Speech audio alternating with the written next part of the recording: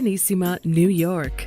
Your exotic skin, hair, and beauty source, and your one-stop shop for all your natural and organic skin and hair care, featuring authentic organic Moroccan oil and prickly pear seed oil and much more. Bringing you only the best, straight from the source and proudly produced in the USA. So what are you waiting for? Shop today at www.organissima.com. Organissima, New York. Your beauty is our duty. Organissima.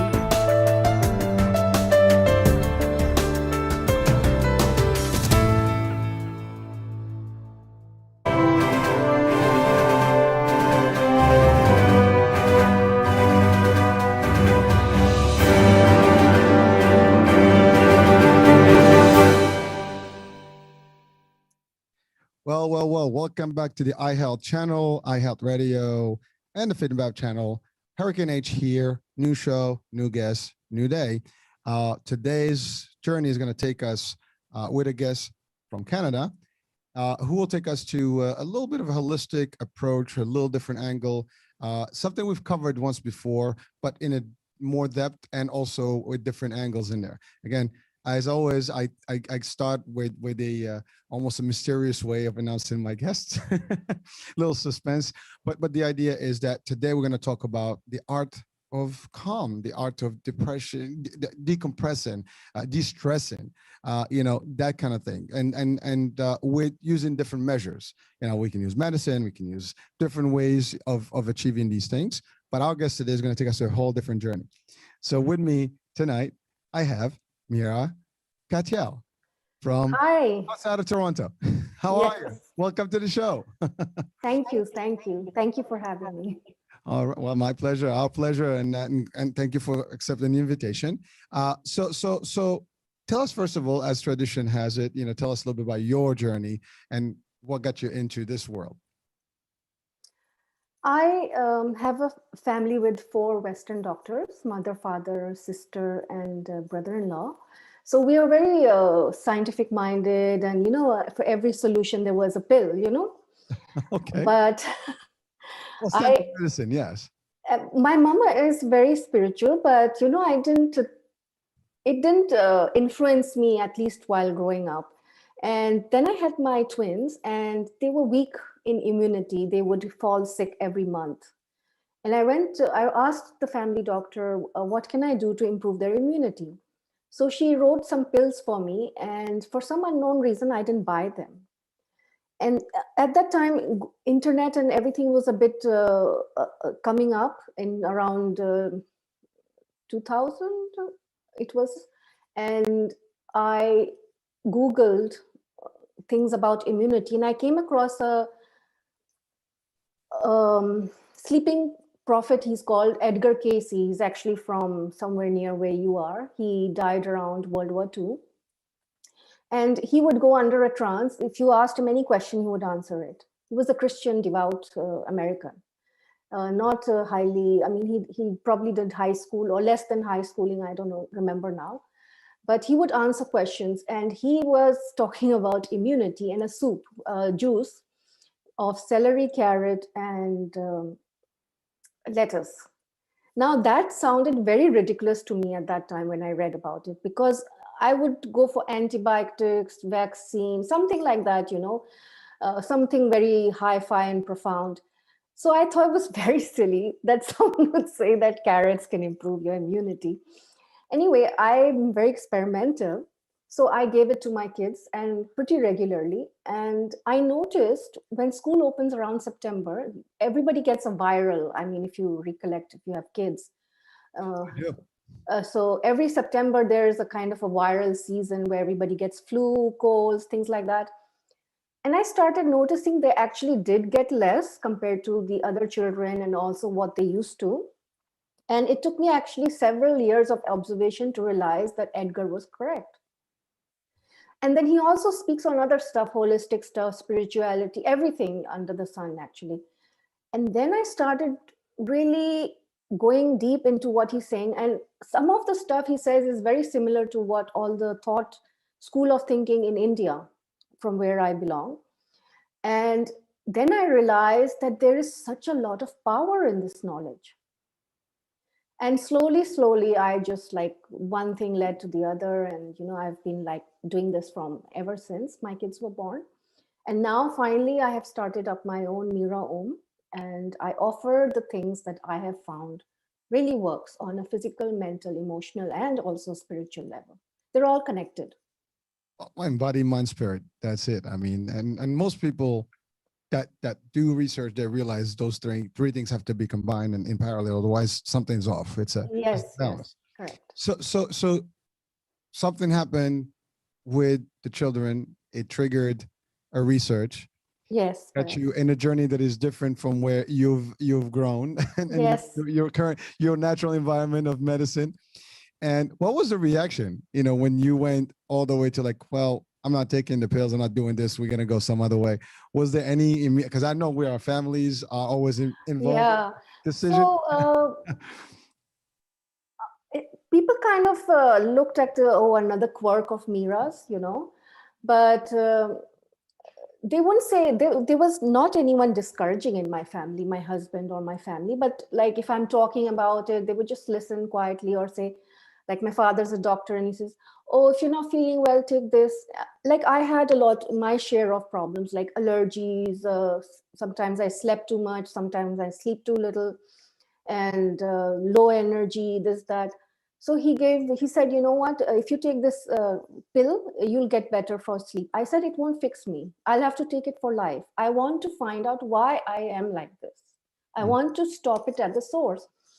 Of course, nobody knows the source, even the doctors don't know the source. But trying to find the answers, I always end up in these holistic fields, all sorts of, I've tried everything: Reiki, yoga, Ayurveda, acupuncture, cranial sacral therapy, hypnosis. I've tried everything. I mean, anybody says this will work, I go and try it.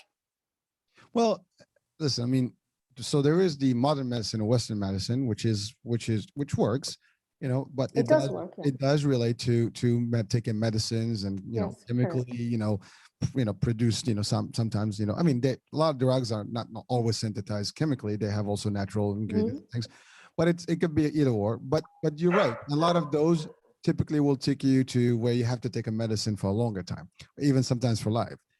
So it depends on the treatment. And you're right. Doctors, listen, they're miracle workers. They do a lot of great stuff. Correct. But sometimes it's hard to really pinpoint some sources. And I've seen that before. Like I have a headache, but you can never figure out what the headache. And even migraine to date, they have reasons why it happens, but they could not figure out like all the types and what can eliminate migraines. Otherwise, everybody will be migraine free today, right? Exactly. So but then you have the ancient medicines or Eastern medicines or holistic, type of approaches, and they've been around for centuries. Correct. Much, I guess, older and longer than the actual Western medicine has been, right?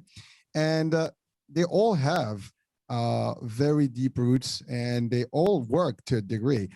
There are people in different cultures that don't even take regular medicine, and they take everything that is natural, herbal, and and there's also the other stuff like you're talking about, meditation and a few other things that are a little bit more on a different angle. Like people may, like even hypnosis. Some people use hypnosis. Yoga, you mentioned, Ayurveda, right? So I know your new company, or I mean, I'm not sure how new it is, but how long has it been? Well, I started my blog in 2014, but I actually set out for my practice in the beginning of 2020, but which I had to close down because of COVID. So then I went online. Okay, well, listen, online works, right? Yes. In fact, I think it was a blessing in disguise, because this way I can reach more people, Well, yes, because you're not going to have to be limited to people walking in. You can. It's worldwide. Yes, correct. From anywhere, right? Which is, again, funny. I mean, we're talking today, we're in Canada. The other day I was in California. The other day I was in Australia. Tomorrow I'm actually in Europe. So, Wow. so exactly. so it's a blessing. And you're right. COVID kind of throw in a little bit of a monkey wrench in all our lives. And it's so sad, but it also opened up different ways and also proved that we can do this. Yes, exactly. And a lot of, practices now are doing telehealth. Even the regular medicine is doing telehealth. So Exactly. Telehealth has, I mean, the well, regular doctors have gone internet. yeah, well, it's always been there, but it was never as explored as it has been in the last year and a half. And Yes, correct. and it turned out that it works. I mean, because at the end of the day, when you go to a practitioner, right, the first thing they ask you questions, they can ask them just like this. Exactly. I mean, unless they do a lab work or an X-ray, which Yes. has to be physical, the rest is just a discussion. Which is, Mhm. sometimes they have to look at your symptoms or whatever you can Mhm. show physically, but to a degree, you can also do it. So there is a level of need for a direct, I guess, consultation. Exactly. But you can do 90% of it, just over the phone and over the video and things like that. And it's been effective to Yes. a level, right? So that's in general. But so a year ago you started, you went online, but really your journey has gone into all these holistic approaches. Now, Right. today's topic, we're going to talk about the art of calm and really just how do we make that happen. Okay. Now, if you mentioned about 4 things in there between Ayurveda, yoga, Reiki, which I have no idea what that is, so you can tell us a little bit more about that. And there was something else you mentioned. So, Well, they're herbs and okay. diet and lifestyle. So they're all interrelated because Ayurveda covers all of it. So the thing is, everybody is looking for peace and a comfortable body, and emotionally they want to be happy. I think we were all searching this in one way or the other. You go to your therapist, healer, or doctor because you either have an emotional ailment or a mental ailment or a physical ailment. So the Ayurveda is the only science that explains or connects all of the three immediately. So Ayurveda, which I want to explain, is Ayur means age or life, Mhm. and Veda means knowledge. So it is the knowledge of how to have a good quality life. And this knowledge was sprung out from spiritual texts. So their foundation is, if you compare it to Mhm. Western medicine has been founded through the study of the body Yep. and through science labs. You research, there's a problem, you research it, you find the evidence, you confirm it, validate it, and start using it. Sure. But in Ayurveda, there were spiritual tenets out of which Ayurveda sprung out. So the source of the information is very spiritual. Then they come down and they explain how all of the steps work. And then they use the problem to fix it and then come back and get better and better and to go back to spirituality. The purpose of Ayurveda was, so if a person is sick or hungry or unwell, how will they do spiritual practice? They will be so focused on their body. So that's why Ayurveda wanted to heal people so that when they're fine mentally, emotionally, and physically, they can spend more time in spiritual practice. So the way Ayurveda explains calm is that there are 5 elements: space, air, fire, water, and earth. And the whole universe is composed of this. So when you're eating food, you're eating rice or grains, that's water and earth. But water and earth also are the soil and river, right? Mhm. The moon or the darkness is also the water element. The sun is the fire element. So we are taking these things from the heaven, they come down to earth. The earth also has all these bits, they're interacting. And then we eat all these things through the plants and they go inside us. We're also interacting with all these elements all the time. The fire becomes the blood. The water is any way you understand all the liquid parts of our body. And the water element is also emotions. Interesting. So when Ayurveda clearly defines what is balance and what is imbalance, there's a small zone of balance. All these elements are in imbalance, then your mind, body, and physical, there is well-being. But when you move out of imbalance, like you have too much fire or too much water, now what will happen if you're sitting in a room and it's pleasant, you're fine. If it's very, very, very hot, you'll put on the fan, you'll put on the AC. If it's even more hot, it's like that. Now you can't stand that room. It's the same inside the body. If you have too much fire, you will have acidity, you will have anger, you will be stressed, you will be driven, you will be burnt out, you will not sleep properly. So these 5 elements combine to make 3 constitutions: Vata, Pitta, Kapha. So the Vatas are made of air and space, but they're just more movement, light-hearted, flexible, but they're very hard to stay on one project. They're like a butterfly.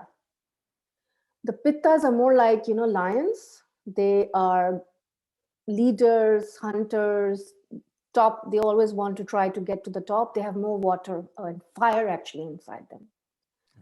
And the Kapha is the water and earth element. They're more like elephants. They're very calm. They're enduring. They can take a lot of crap. A lot of things. And they're really pillars of society. But also when it goes downside, they can be very stubborn. They cannot quickly make the decisions. They take time. So I'm just saying these are the qualities. So when you're not calm, that means some of the elements in your body are not in balance. So like I'm a Vata, and if I provoke my Vata too much, then I won't be able to sleep properly. I'll get worried, agitated, and I'm already susceptible to this, and if my lifestyle feeds it, I will aggravate it. So how will I be calm if I don't sleep properly, if I'm worried, or if I'm anxious, or if I'm fearful, or if I'm always thinking about the future, the sky is going to fall on my head? Mm-hmm. So a lot of people are always thinking about the future and some terrible scenario is going to happen to them. Most of us do it. I also used to do it. It took me a lot of training, thinking, realization to understand, no, the sky is not going to fall on my head. And even if it does, I can do something and something will happen and I'll be okay. Well, that's good to hear. Well, just for, I know there's more to it, but so what I'm getting right now is a key element of balance here. You have to be balanced to be able to cope with all these variations and eliminate stress and also remain calm. It's like the being in the Zen moment or zone. Exactly. Right? But you're right. You mentioned people are always worried, and that causes anxiety, and people are like, "Oh my God, the world's gonna end." It's what the hell's going to happen tomorrow? It's always about tomorrow. It is. While in a business concept, or at least any proactive concept, you want to be able to promote, to think about and plan for the future, but you cannot stress about it. Exactly. I think that's really the one of the elements. I use that as well.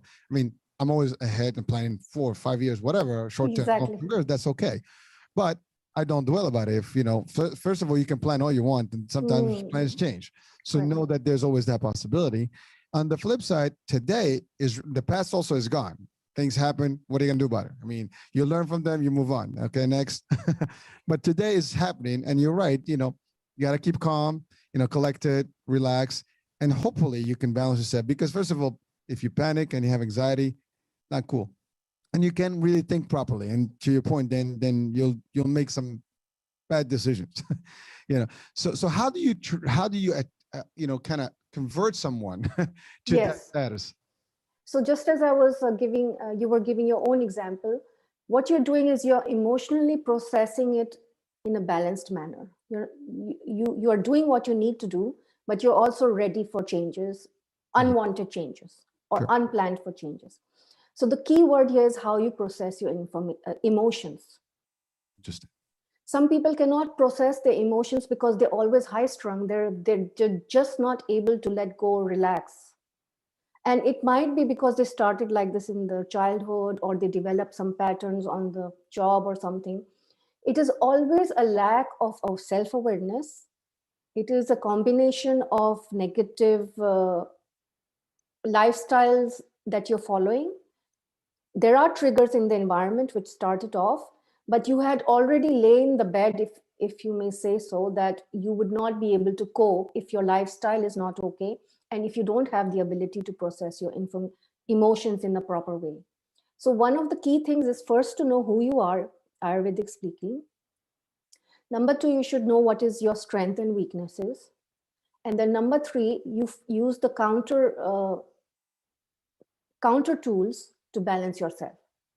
So for example, for myself, because I know now through a long journey of study and self-realization and inner work and trying this and that if I don't sleep on time, I'm going to aggravate my anxiety. Mm-hmm. Number two, if I don't have faith, if I don't trust the universe, if I'm always in a scared zone, then I am going to aggravate my anxiety. Number three, I need to eat foods which don't provoke my anxiety. For example, if I eat too much cold or dry food like popcorn, that will provoke me because air and space are very dry elements. There's no moisture in it. And anything moisturizing is very comforting, whether it is a bath or love or soft food like comfort foods. All comfort foods have moisture, like soups and stews and things like that. And you have congee, things like that.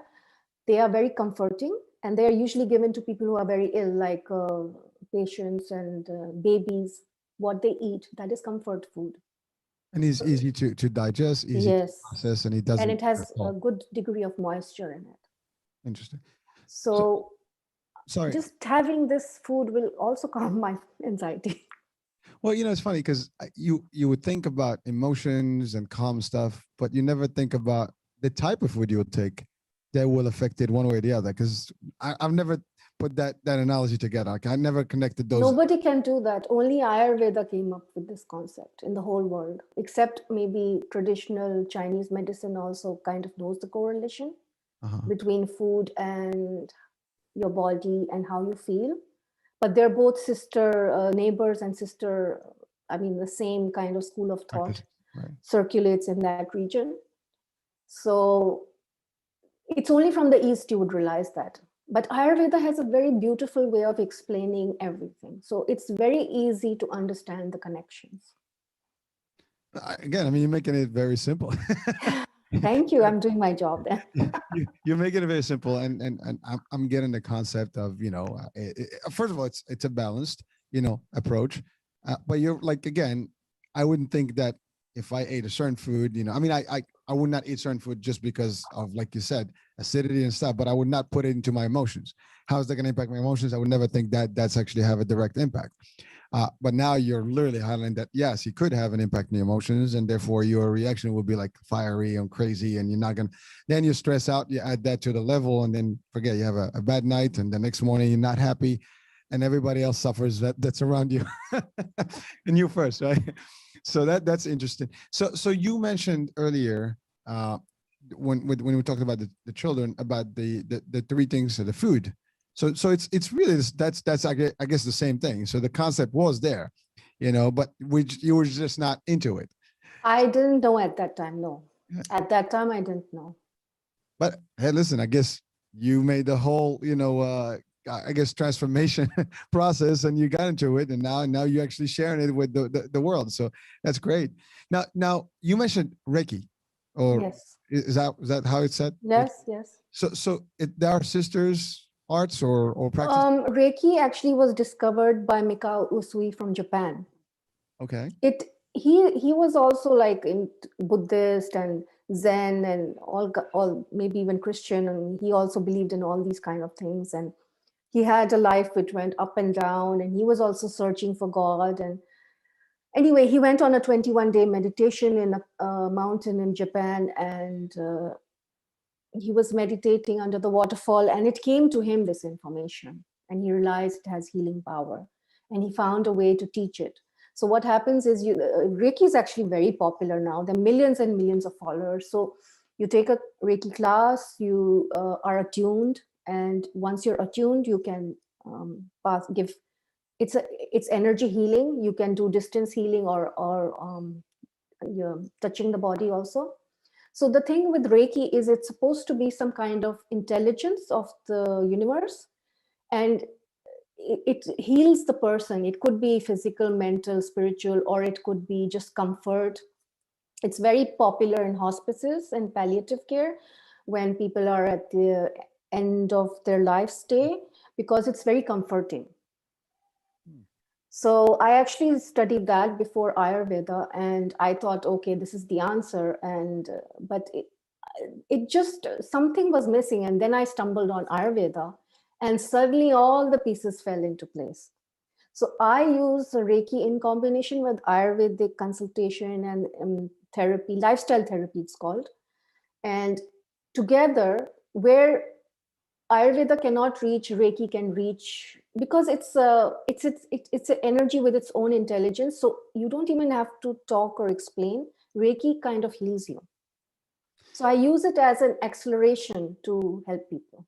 So it's like Reiki some sort of hypnosis or some sort of... No, it's not an hypnosis. It's okay. When you have a hurt and you go to your mom as a boy, Yeah. and she puts her hand on you, you feel better, although she does nothing else except put the hand on you.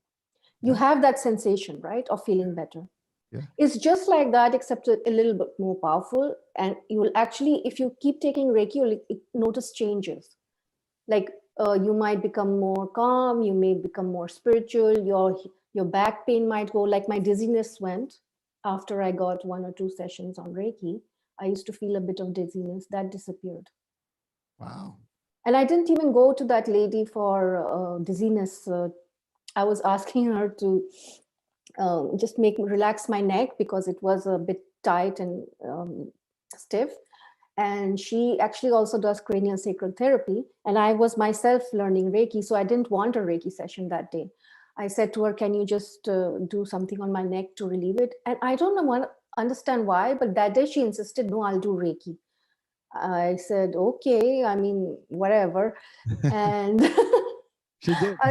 Yeah, she did. And then I was going to go shopping after that. I was going to pick up some grocery, go home. And I don't know what happened in that session. I was zoned out. I had to go back home, and I slept for the whole night and the next day. And when I was awake the next day, my dizziness was gone. Well, listen, I mean, you're giving us a formula here that people are going to be intrigued about. Like, let's, this is a very common. If you read all the Reiki blogs, you find all sorts of unexpected stuff in it. Well, no, I believe it. What I'm saying is that, unfortunately, again, this is my first time hearing about it. So me personally, and I'm in the healthcare, for the last, 27 years. Wow. And I never heard of it as a practice. Where were you practicing? Well, I'm not in the medicine, but I mean in the insurance world, but we always with doctors and practices, but we use all medicine, like typical, Western medicine. So everything is about providers, doctors, hospital, things like that. I mean, palliative care, yes. I mean, hospice and things like that, but it's still recourse to medicine and maybe religious, aspects of it, but that's about it. But no one is really taking it to these, alternative medicine formats and holistic approaches. It's a little bit popular with cancer patients. Okay. And sometimes perfect. Yeah. Hospitals offer this kind of support area. It depends from hospital to hospital, but they do know that usually cancer patients get a lot of comfort from Reiki. Listen, I love it. I mean, this is the purpose of the show, is to bring in something new to all of us. I mean, I always learn stuff from my guests, but I definitely know that other folks may experience it the same way. It's not typically practiced all over, so it's not something you have to search for it. You have to be guided. Yeah, you have to search for it. Even if you go in the hospital, if you don't ask, they won't tell you, but there will probably be a room or a volunteer who comes and helps. Nice. Again, I mean, now I must start looking for it. Yes, you should look for it, and you should take you should take a session from me. I can do distance Reiki too. Well, there you go. So again, we'll have the link. So if people are interested in learning and feeling it and getting all that, a good experience. I mean, it's funny, as I mentioned hypnosis before, and I used to doubt it. I used to actually, question it. And one day I took the leap to actually test it. And that stuff works. I know. And I was skeptical, and I've seen, a lot of sessions. I'm like, well, maybe they're all in it together, whatever. It's a plot.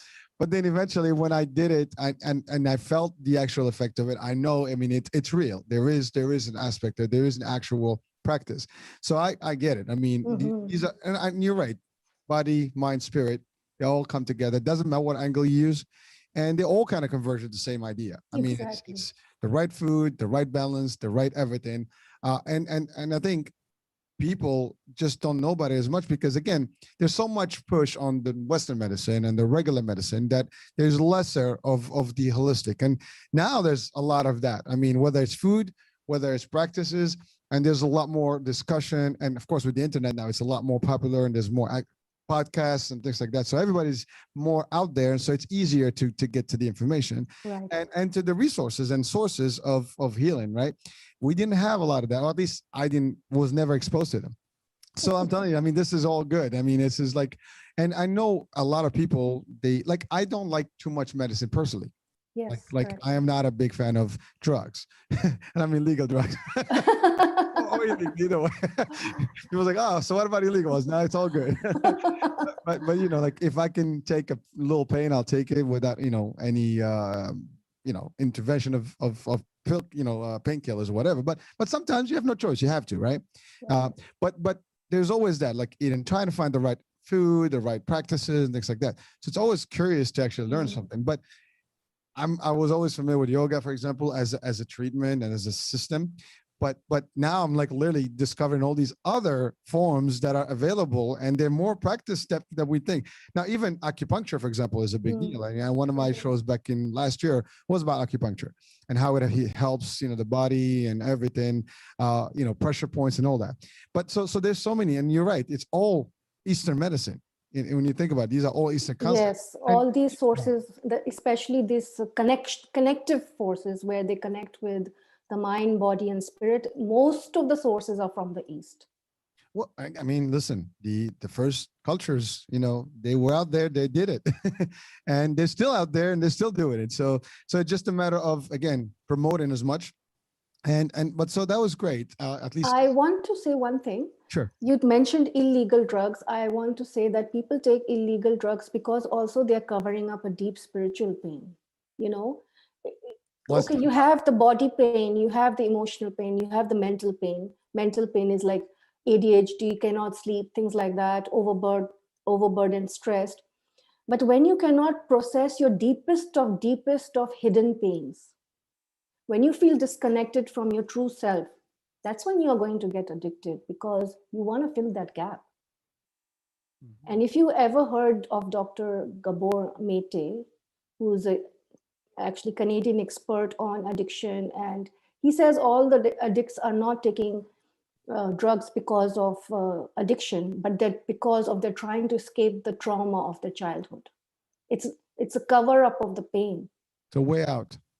So you have to go inside the pain to cure it. You can't cure it from outside.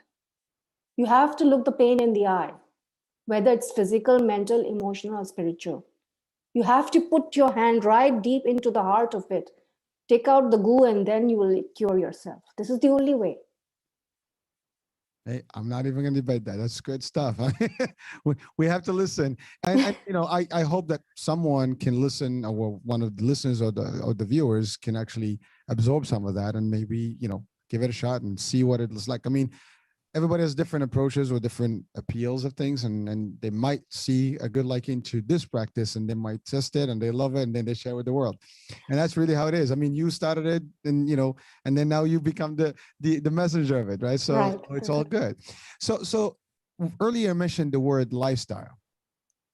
So how does that relate to all this? I mean, we all have practices in life and ways of living. So how do they impact us? The key concept are the 5 elements and the 3 constitutions. So because we already have a constitution at birth, you can either keep the constitution in balance or in imbalance. How do you imbalance your constitution? You imbalance it by wrong lifestyle, wrong food habits, wrong whatever your environment you are keeping around you. For example, as you were mentioning, you had acidity, and if you're a very driven person and you've always been a go-getter and you're in the corporate environment and you have one opportunity the after, and you are working 18 hours a day and you are burning out, That's a lifestyle that's feeding the fire, which is going to burn you out. Of course, you're going to have acidity. You're going to have ulcers. The Ayurvedic practitioners know what's down your road. You're feeding it. Well, I would tell you, you actually been in my road right now because I've been there. I have experienced that particular syndrome a long time ago, where I had actually a phase of like, you know, in the corporate world, going crazy. It's the peak of your career path and you want to succeed and stuff. And then I've had ulcers, you know, at a certain point. It took a couple of years to get rid of all that. Again, different lifestyle changes. It took a couple of years. Yeah, it took. I mean, you know, I had to cut some things and, you know, get more, you know, I guess active in sports and, just taking care of the healthy eating, drop some foods, things like that. So you're right. I mean, lifestyle is a big impact. And you have just explained how you did it. Well, again, that was me, but I mean, I'm sure there's more to it. But I mean, that's just a general, you know, concept. But there's a lot of things, and people sometimes it is difficult to make those changes. It is very difficult. And even for me, it's like, you know, it takes discipline, and you have to be able to maintain it, because the minute you don't, and it comes back. It's back. You know, and it's worse. So there are two forces. One is your force of your constitution or nature, which is saying, go, go, go, do this way only. But it is discipline that you have to push back on your nature and bring in things, as you said, to keep yourself within a certain zone. If you kept doing what you really wanted, which is to work 18 to 20 hours a day and keep climbing, you are going to pay it with your life. But you don't want to do that. So you are going to pull back now, and you're going to bring in better practices. And this applies to everyone. So lifestyle means first you know who you are constitutionally, where are your imbalances, how much imbalance have you brought into your life at the point of where you want the consultation. Like, is it just a little bit, or is it too much, or is it too much? So then you start trying to bring it back, you know? So this is the way to, Ayurveda can be curative, you can maintain your lifestyle, or it can be preventive. So it depends. If you're already in a good shape, just following Ayurvedic practices will keep you in a very good shape for a very long time. But if you already got the diseases, then also you can use countering tools to bring back balance as much as possible. And again, you're right. The body does recuperate if you take care of it. I mean, it doesn't matter. We've heard it, even like cigarettes, you know, damage, you can actually get back in less than a year, and you can get better, you know, and everything goes back. I'm just going to extreme side here, but you're right. Like in every case, you can do it. What I wanted to discuss is really the cause of it. You know, we're talking about the cause of, like, for example, the lifestyles, right?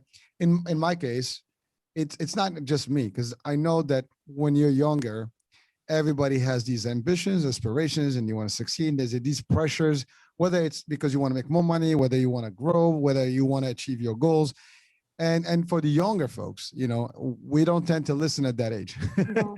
You know, we think that we're invincible and we're going to do whatever it takes and no one can tell us otherwise. Exactly. And it starts that early on, right? You know, young kids and all the way to a certain point. As you age, and then you realize the damage that your body is incurring, that's then it's like, oh, wait a minute, there's a problem here. The question is, how bad is it, and is it too late? Yeah. And I think that's really, and again, the reason I'm mentioning this today is just that people have to be aware of that. And, you know, we have a diversified audience, and anyone that is at a younger age, you know, balance your life, know how to do it correctly. Don't overdo it, because lifestyle, you want to live a long life and healthy life. You don't want to live an extended life for a minute, and then it's like a crash and it's over. And then now you suffer pain and everything. And then it's just bad effects. So it is important for all of us to be mindful of it. That's I can give an example, because my kids are at university level, and they're also Vata, like even more than me. So my daughters, like every teenager, they like to sleep late. They will study just before the exams. They will do excessive studying, studying like 2 o'clock, 3 o'clock, 4 o'clock. Then they're very emotionally hung up. They're not eating properly. They're binge eating or skipping meals, depending on what their schedule and feelings of like. Especially sleeping late, junk eating is very high during exam time. And as a mother also, and also as a healer, I tell them, don't do this, do this. and they will always like push back. And now this time she was in vet school, and it's very, very heavy exams, courses, squeezed into short time. And she's like crying. I said, I can't help you if you don't listen to me. So then I gave her a massage on her spine, because that's where all the tension starts to store in the body. So it's massage it with sesame oil. I told her to sleep. I said, if you're going to continue sleeping at odd hours, you're only going to increase your stress. I said, try to get up early instead. Get up at 6 o'clock, 5 o'clock. Instead of studying till 2 o'clock in the night, get up early morning. She said that's very difficult, but she understood that and she tried it. And within 10 days, her stress dropped down. Enough to stop crying. Wow. And she always pushes back because she's studying Western medicine for vet. And she says, oh, you don't know, you have all these old-fashioned ideas and you don't understand anything. And then when she's truly, truly stressed, and there's no medicine for stress, you know that. You can take a sleep pill or you can take a depression pill, but it doesn't make you feel good inside. You know, it's just that you still have it. Just calms you down for a minute. Yes. So when I did these things, I said, did you sleep better? And she noticed, yes, I did sleep better. Just the oil rub did help me. But I said, if you do everything together, it's going to help you even more. So she says, she acknowledges that when she does the things I tell her, her stress does drop. Well, a lot of studies have been, focused on sleep and the impact of sleep or lack of. Mm-hmm. And you're right. I mean, if you don't get enough sleep in the right time, and you're right, early birds, so it's not actually a bad thing to wake up that early. The energies in the world are different at that time. Exactly. Spirituality, we can do a lot of things, but I mean, all religions, they have some sort of an early practice, prayer. Very true. But that's one. But then besides that, I mean, the fact is, I actually use that. I mean, I used to get up to study before I go to exams, and I did it in those hours, and I didn't do it late at night. So I wake up and just study and go straight to the exam. Yes. And you'd find that's more calm. It's less stressful doing that than to do it at night and then not be able to sleep properly. And it's been a long time since I did that, but I mean, I know it worked. Yes. Then, but sometimes, but the practices is really just to get adjusted and accustomed to a behavior and get a system with it, and that's the hard part. Again, it's the discipline. Exactly. We all kind of like get distracted, and then there's influences and a little bit chat here and this. Okay, I'll get this later. I got this, because again, we have the energy at that age. And when you're younger, like, again, you feel like you can do whatever. You can go a whole night without sleep. It's okay. You can get up and go the next morning. Yes, but then it's taking a toll on you, and mentally and physically, and you don't feel it until you crash later. And then you're like, oh, you got depression, you got stress, and exactly. all these things. And this is the problem with alternative practices, is they need you to be disciplined.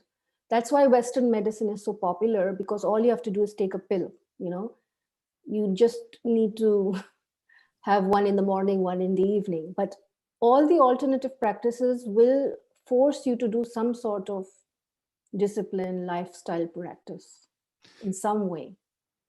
Well, we're talking about stress, and I know it's a question that people may ask, is does it accumulate? Yes, it does. The stress, does it accumulate over time in someone? And what would be the damage of it if it's long exposure to it? Let's take an example. Like, what emotion do you feel when you feel stressed? Anxiety, not happy, depressed, the world is ending. It's like, you just, you're in the loop, you're just stuck. Okay. So if you're anxious, there is a constriction, okay, in the nervous system. And if you have 1 day anxiety, you will have 1 day constriction. If you have 2 day anxiety, you will have 2 day constriction. If you have 1 year of anxiety or 10 years of anxiety, you will have 10 years of constriction. And this will start drying out your nervous system. And when it starts drying out, that means lack of moisture, then you will start having attention deficit, you will have forgetfulness, you will have tics, shakes. Wow. And then if you moisturize it by eating moisturizing food, by putting oil, then you start Actually, physically, you have to moisturize the nervous system, and also through the food, and also through the emotions. That is actually, again, another new discovery, because you would not think the brain or the inside, will be affected by the outside, material piece of it. Everything accumulates. Fat accumulates, toxins accumulates, stress accumulates. No, I know, but I'm talking like, you're talking about like moisturizing, like, through the outside, and like ornaments, and inside, and through the drinking process. But again, like, again, adding all these in one piece is what really is new. It's like we know these things in separate compartments, Exactly. but we can't see the link. And you're breaking it like, okay, well, that makes sense now. Yes. That's So interesting. stress accumulates, but peace also accumulates.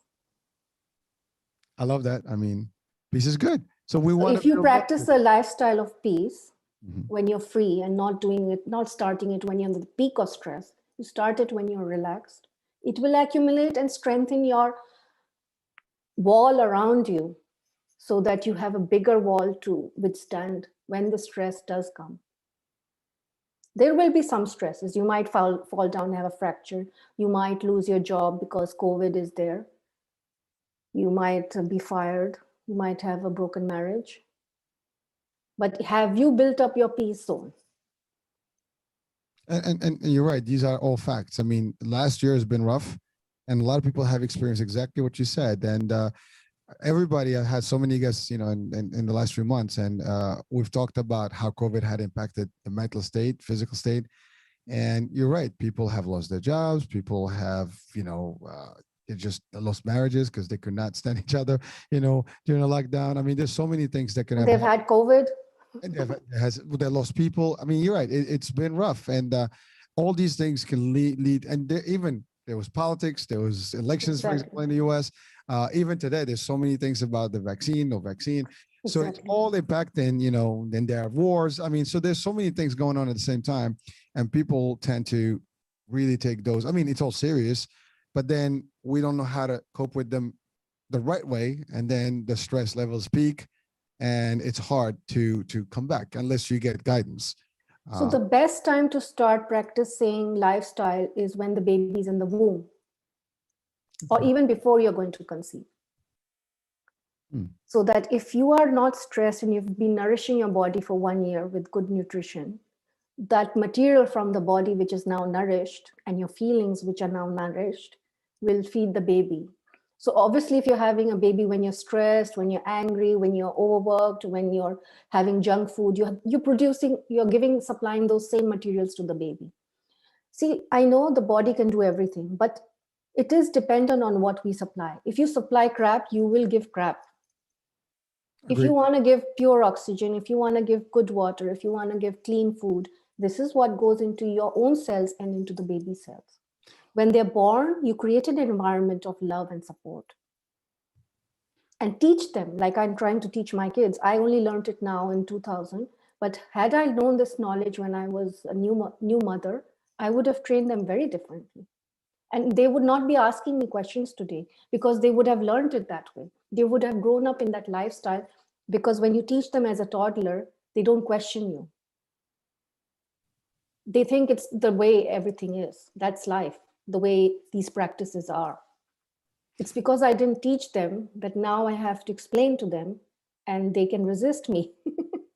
Well, I mean, that's great advice. But now, how do you prevent them, even if you were to do this at early age, how would you prevent the outside environment or other influences through school, friends, the TV and all the other mediums that are out there that also impact how the kids perceive things? So yeah, you can do a great job at home, but then they get all these other influences that have a negative impact and maybe derail what you develop there in terms of process. If the influence of the world is this 100%, then 80 to 90% is the influence of the parents. What will the 10% do to you? Nothing. It is the foundation which is most important. I can't argue with that. I mean, you closed me. That was good. I couldn't do anything about that one. And another thing is, we can never control the world. Today we have COVID. Nobody thought we would have it in the 21st century. Tomorrow someone will just blow off a nuclear bomb and everybody will be dead. Don't control the world, just control yourself. I mean, again, that goes back to the original discussion that tomorrow hasn't happened yet. Worry about today.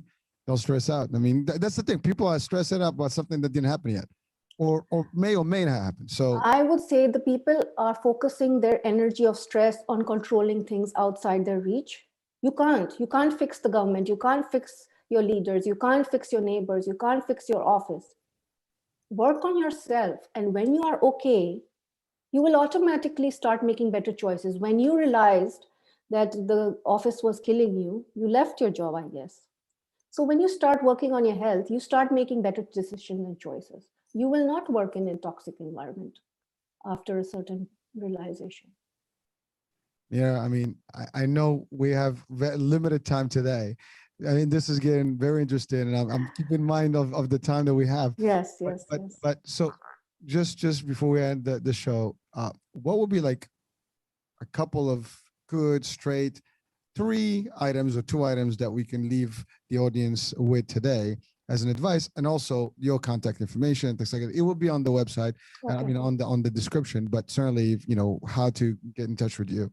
Okay. So first of all, Ayurveda has 3 pillars. We should follow those 3 pillars. The first pillar is diet, the second is sleep, and the third is discipline. And try to find out what is your constitution, how much you're imbalanced, and how you can bring it back. And if you want to contact me or follow me, I'm on Facebook, I'm on my website, miraom.com. And I also have a podcast, Zen Time with Goddess of Healing. I have a YouTube channel. So I try to explain stuff too. Nice. But everything can be found at my website. All the places I am can be sourced through my website, miraom.com. All right. Well, I will have that information as well on the show description. So please feel free to reach out and learn. It's pretty good, valuable stuff. And I mean, I think everybody can use these techniques in their life, and everybody can use positivity, and everybody can use a better living. So I think that's we can't summarize it better than that. So. Yeah, I mean, I know it's like an hour, it's been gone already, and it's been so quick. It's not even funny. Like I'm thinking like, wow, we're got a few minutes left, but I know you have another engagement now. So thank you for the opportunity and the time, Thank you so the much. I valuable really information. enjoyed the conversation. Yeah, same here. I mean, there's not even a dull moment in those shows. I love it. And every guest brings in a whole different angle and a whole new world of information. Thank you. So that being said, thank you for watching the iHealth channel and listening on iHealth Radio. Hurricane H here with Mira, Katyal, and please reach out to her. And goodbye for now. We'll talk tomorrow.